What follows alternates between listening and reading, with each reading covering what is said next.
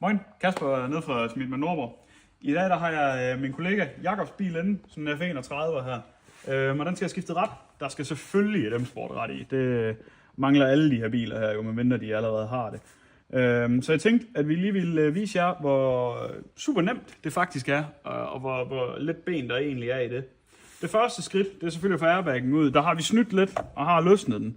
Den kommer her, der er lidt stikkerværk herinde, vi skal have ud.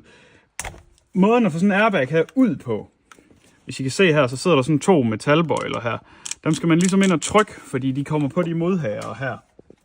For alle de ret her, så er det et spørgsmål om at komme ind igennem og trykke dem til side. I det her tilfælde her, der ved jeg ikke, om I kan se det herude på siden, men der vil den have en lille markering her, så I ved, hvor I skal stikke igennem. Og så skal I sgu desværre stikke igennem det her plastiklæder, der nu sidder på de her basismodelret. Og så skal I op og vippe den af herop. Jeg ved ikke, om I kan se min skruetrækker herinde, hvordan den lige vipper der. Det er sådan set det, der er tricket. Nogle af dem skal I op og vippe. Nogle af dem på de M-Sport-modellerne, der skal I bare ind og trykke.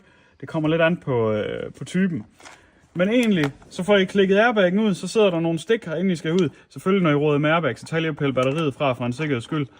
Så er der en stor fed skrue her i midten. Den sidder som regel fast. Nu har vi lige løsnet den ende. Så herinde, så sidder der nogle stråler, som jeres ret sidder ind over. Det kan sådan set kun monteres på en måde, fordi der er en af strålerne, der er noget tykkere end de andre.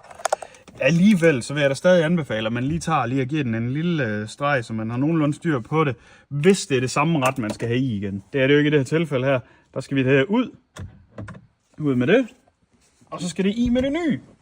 Det nye, det er et M-Sport. Det er i F30'erne, så er det jo alle M-sporterne, der ser sådan her ud. Havde du haft en F10 eller F11, så er det jo de faceliftede, der ser sådan her ud.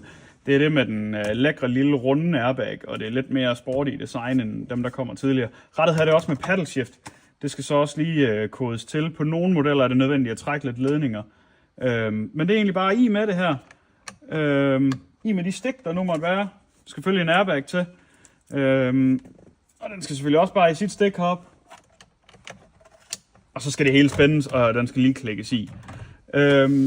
I anledning af det her, så tænkte jeg lige, at vi lige havde en lille overraskelse til jer derude. Lidt godt og til dem af jer, der følger med. Hvis I lige kommer med her om til bagagerummet, så har vi lagt lidt ting klar. Vi har lagt et lille udvalg frem af nogle af alle de super fine brugte ret, vi har til dem af jer derude. Der er, som vi nævnte tidligere, den lidt ældre model af F-model M-Sport-rettene. Vi har de nye hop med den runde airbag. Der skal I selvfølgelig være opmærksom på, alt efter hvad I har udstyr. De kommer både med og uden paddle shift.